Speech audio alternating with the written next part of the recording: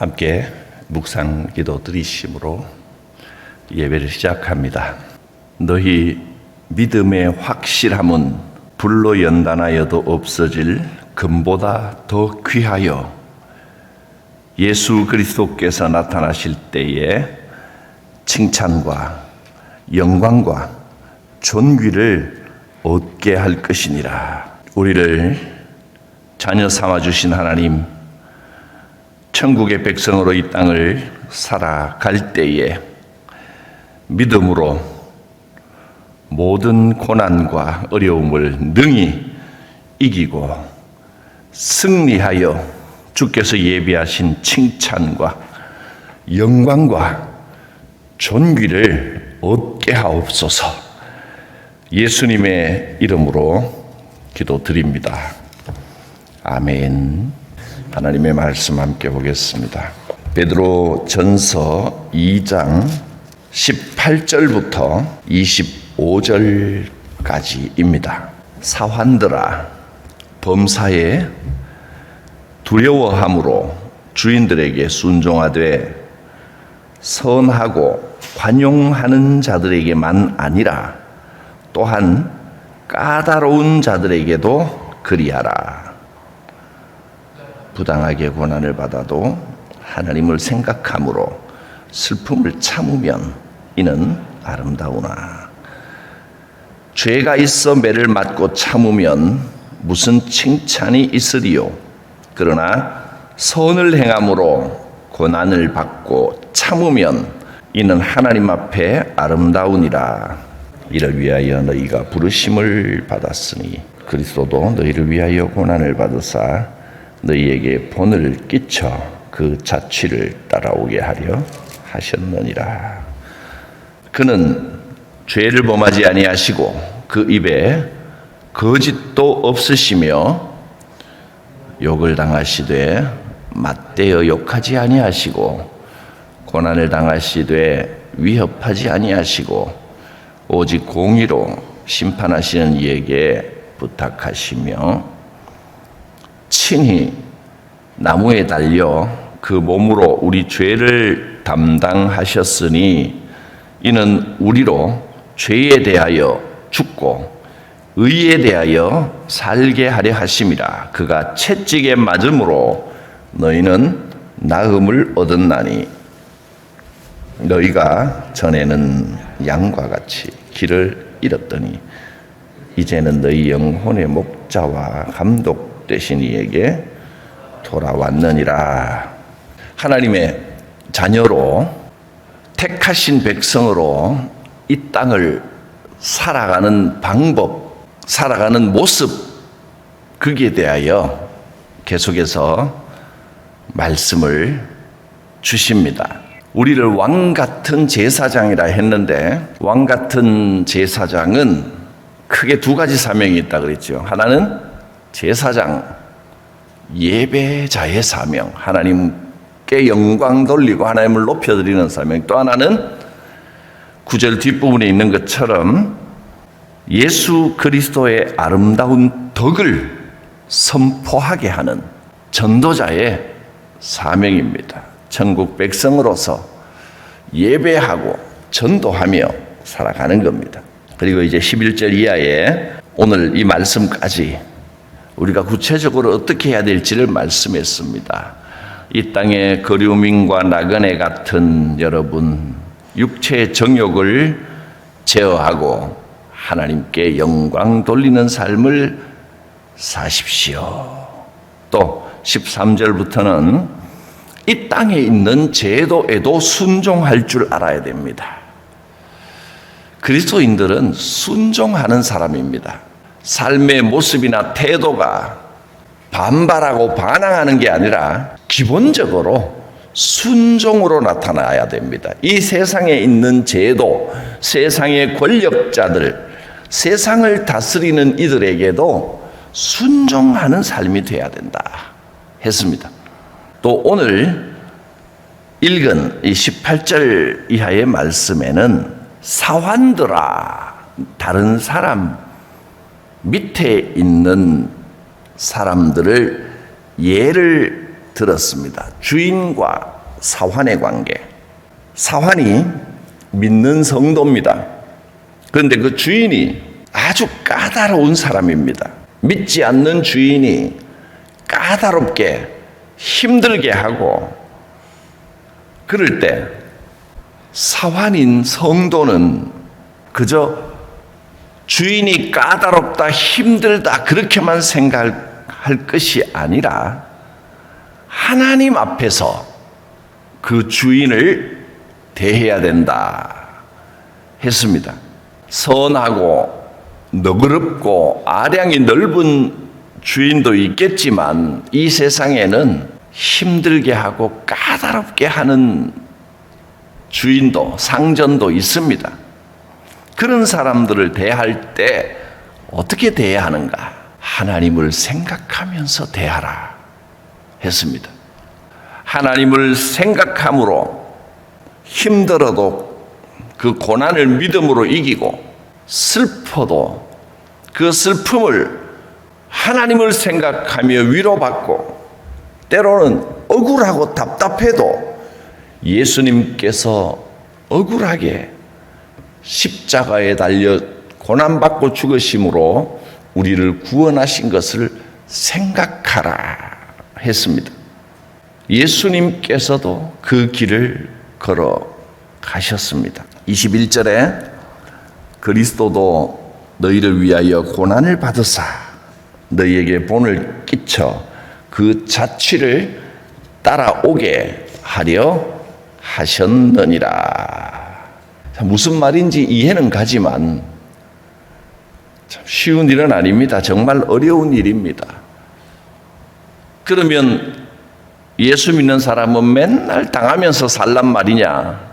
억울해도 참고 답답해도 참고 맨날 참기만 하라는 말이냐? 늘 손해만 보고 살라는 말이냐? 그런 생각이 들 수 있습니다. 어떻게 해야 되겠습니까? 그리스도인들과 교회는 이 세상을 살면서 맨날 손해보고 당하고 그렇게 속도 없는 사람처럼 답답하게 사는 것이 과연 옳은 일입니까? 그게 맞는 겁니까? 예수님을 따른다는 것이 늘 억울하게 고난받는 길만 있는 것입니까? 성경은 우리에게 이렇게 말씀하시는 겁니다. 기본적으로 그런 마음가짐을 가지고 살라는 겁니다. 우리는 하나님의 살아계심을 믿고 살아가는 사람들입니다. 그러면 하나님께서 작은 일 하나하나 사소하게 다 개입하지는 않으시지만, 대개 이제 하나님께서 좀 지켜보고 계시지만, 그러나 분명히 살아계신 심판자 되시는 하나님께서 지켜보고 계시다는 믿음은 우리가 가져야 됩니다.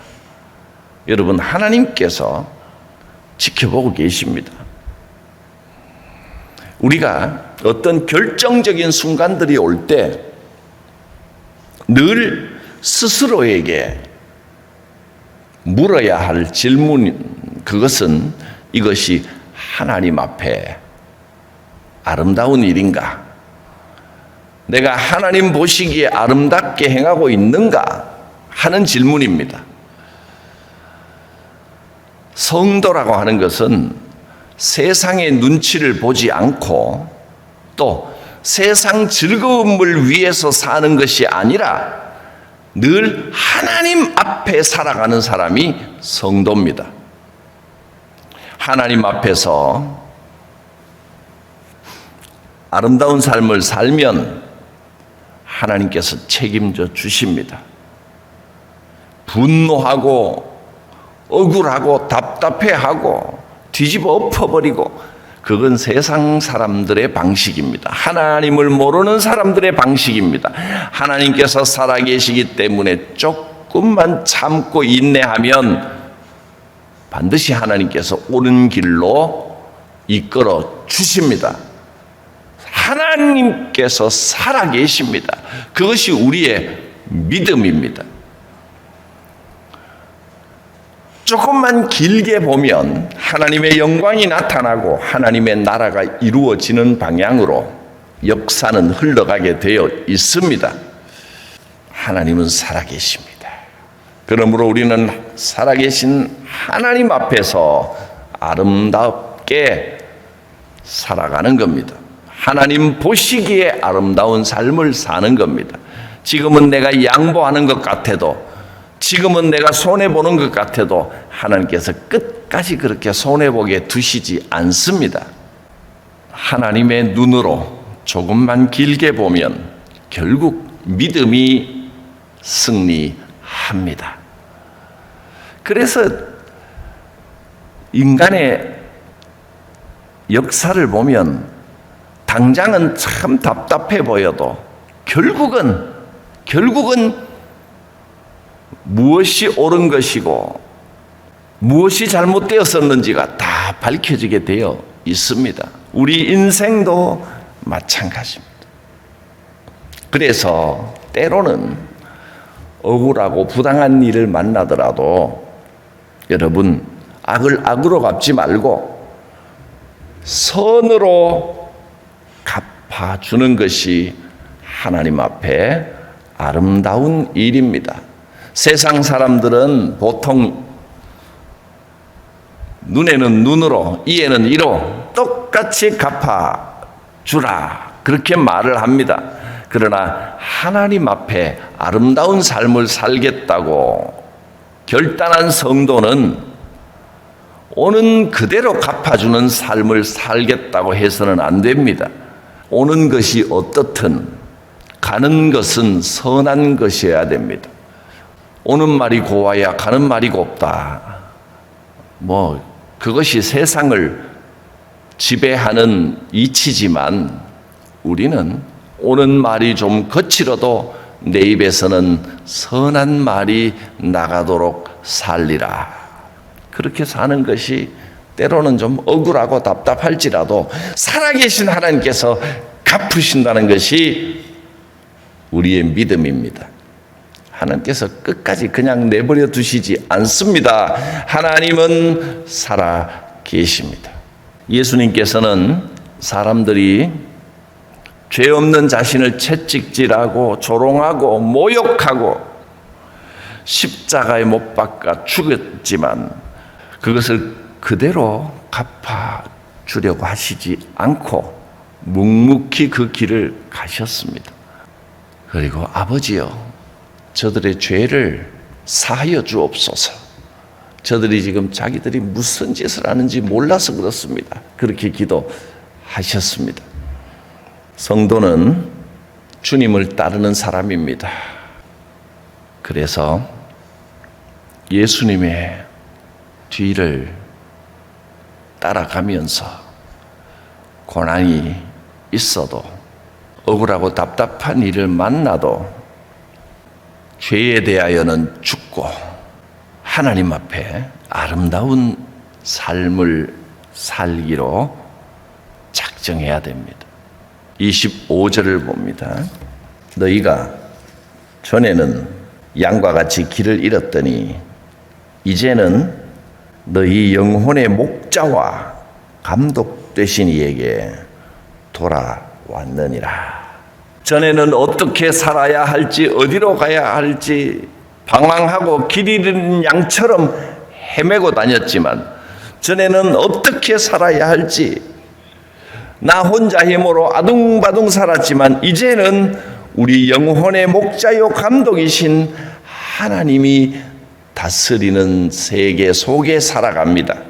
그러므로 하나님의 살아계심을 믿고 의지하며 고난이 있더라도 선을 행하십시오. 하나님은 살아계십니다. 하나님은 살아계십니다. 하나님께서 내 삶을 다스리고 계십니다. 믿으십시오. 그렇게 고백하십시오. 그것이 하나님 앞에서 아름다운 삶이요, 결국은 참고 견디고 인내하는 믿음이 승리하도록 하나님께서 반드시 그렇게 인도하여 주실 것입니다. 기도합니다. 거룩하신 하나님, 살아계신 하나님의 손길이 우리의 삶을 다스리고 계심을 믿습니다. 지금은 고난을 당하여도, 마음이 힘들고 어려워도 살아계신 하나님을 의지하며 선을 행하며 하나님 앞에서 살아가기를 다짐합니다. 주여, 길 잃은 양과 같은 우리의 마음을 붙들어 주시고 살아 역사하시는 하나님을 바라보며 이 고난을 인내하고 승리하도록 이끌어 주시옵소서. 예수님의 이름으로 기도드립니다. 아멘. 찬송가 539장입니다. 너 예수께 조용히 나가 내 모든 짐 내려놓고 주 십자가 사랑을 믿어 죄사함을 너 받으라. 주 예수께 조용히 나가 내 마음을 쏟아놓으라. 늘은 미리 보시는 주님, 큰 은혜를 베푸시니 주 예수의 은혜를 입어 내 슬픔이 없어지리. 내 이웃을 늘 사랑하여 너 받은 것 거저주라. 주 예수께 조용히 나가 내 마음을 쏟아놓으라. 늘은 미리 보시는 주님, 큰 은혜를 베푸시리. 주 예수를 친구로 삼아 늘 내 옆에 모시어라. 그 영원한 생명샘물에 내 마른 목 죽이어라. 주 예수께 조용히 나가 내 마음을 쏟아놓으라. 늘은 미리 보시는 주님, 큰 은혜를 베푸시리. 너 주님과 사귀어 살면 새 생명이 넘치리라.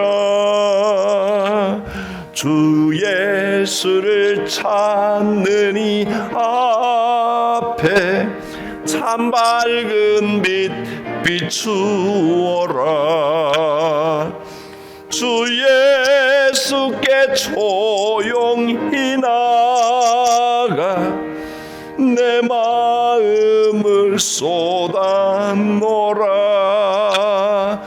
늘은 미리 보시는 주님, 큰 은혜를 베푸시리. 주님 가르치신 기도드립니다. 하늘에 계신 우리 아버지, 아버지의 이름을 거룩하게 하시며 아버지의 나라가 오게 하시며 아버지의 뜻이 하늘에서와 같이 이 땅에서도 이루어지게 하소서. 오늘 우리에게 일용할 양식을 주시고 우리가 우리에게 잘못한 사람을 용서하여 준 것 같이 우리 죄를 용서하여 주시고 우리를 시험에 빠지지 않게 하시고 악에서 구하소서. 나라와 권능과 영광이 영원히 아버지의 것입니다. 아멘. 주께서 힘 주시고 위로하여 주시기를 원합니다.